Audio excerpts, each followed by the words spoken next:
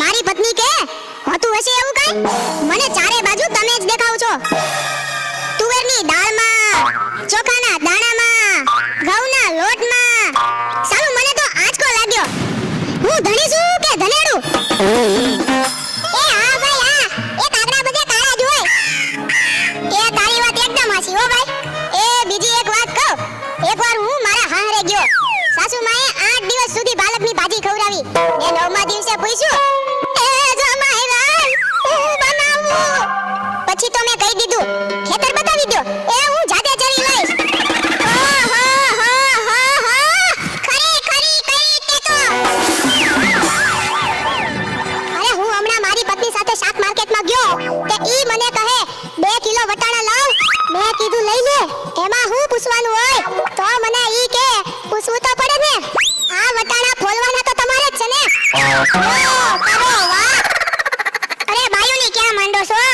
આ આજકાલની પરજાઓ પણ જુઓ ની. મારી ટિંડોળના હાથમાં મોબાઈલ આવ્યો એટલે બસ પતી ગયું, સમજી લ્યો. આપણી સાથે વાત કરતા હોય અને કોકનો ફોન આવે એટલે હાલવા જ માંડે. એલા આપણે કાઈ ખેતરના ઉભેલા ઝાડિયા છીએ? એને મન તો આપણે એવા જ હોય. એને તો મોબાઈલ આવ્યો એટલે કરલો દુનિયા મુઠ્ઠી મે. હીરુભાઈ અંબાણી જ જોઈ લ્યો. એમાં આ જીઓ આવ્યો ત્યારથી છોકરાઓ તો આપણો જીવ લઈ ગયા છે.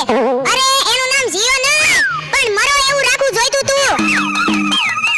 એ મોબાઈલ આવ્યો એટલે કેમેરો ગયો. એ મોબાઈલ આવ્યો એટલે ઘડિયાળ ગઈ. એ મોબાઈલ આવ્યો એટલે બેટરી ગઈ. મોબાઈલ આવ્યો એટલે ટપાલ ગઈ. મોબાઈલ આવ્યો એટલે કોમ્પ્યુટર ગયું. મોબાઈલ આવ્યો એટલે નિરાત ગઈ. અને એમાંય જો આપણો મોબાઈલ આપણી ઘરવાળીના હાથમાં આવ્યો તો આપણે ગયા. યો કરો વાત. એલા આ જીઓ ઉપરથી યાદ આવ્યું, તમને ખબર છે હમણાં સુધી પછી પૈસા હાલતા હતા ઈ કોણે બંધ કરાવ્યા ઈ ખબર છે તમને કોઈને? નથી ખબર ને? સરકારે બંધ કરાવ્યા. બીજું કોણ કરે? એ નહીં, ઈ પછી પૈસા એટલે પાવલી. ઈ પાવલી આ જીઓ વાળા મુકેશ અંબાણીએ બંધ કરાવી. એ કેવી રીતે? જો હું કહું, મુકેશ અંબાણીના લગ્ન થતા હતા ઈ વખતે આ પાવલી એટલે ઘણા બધા પૈસા કહેવાય. તે ગોળ મારે ઘડિયા ને ઘડિયા કીધા કરે, પાણીની ચમચી ભરો ને મૂકો પાવલી. ગણપતિ પૂજન કરાવે ને કે મૂકો પાવલી. એક ફેરો ફરે ને કહે મૂકો પાવલી. બીજો ફેરો ફરે અને કે મૂકો પાવલી. તેલા મુકેશને એટલી ખીચડી કે આખો દેશ મને મુકેશ અંબાણી કહે છે ને આ ગોળ મહારાજ મૂકો પાવલી કરે છે. મોટો થઈને આ પાવલી બંધ ન કરાવું તો મારું નામ મુકેશ અંબાણી નહીં. અને જુઓ એને બંધ કરાવી કે નહીં. અને ઈ મોબાઈલને કારણે છોકરા કાઈ બગડ્યા છે. જાણે મોબાઈલ જ એનો બાપ ને એની માં નો હોય. એ તો હજારો વંદન કરીએ કે જેમણે ગુરુકુળ જેવી સંસ્થાઓ બનાવી, છોકરાને સંસ્કારના પાઠ ભણાવ્યા, એ જીવનભર મા-બાપની સેવા કરવાના ઓરતા જગાડ્યા. આજે આ ગુરુકુળના છોકરાઓ ભણી ગણીને મોટા થયા તોય પોતાના સંસ્કારને નથી ભૂલ્યા, મા-બાપને નથી ભૂલ્યા હો. અને આપણા છોકરાની તો વાત જ ના થાય હો. એ વરાસા મોકલો હોય તો તાબીએ જઈને બેઠો હોય, અવેડાના ડાટા કાઢી નાખે એવા હોય.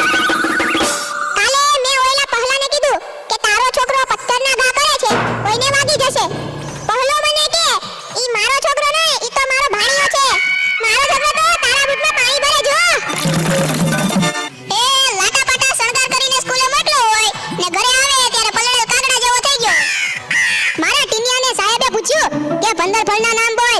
ટીનિયો કે એક સફરજન, બીજું એક ચીકુ, એક ત્રીજું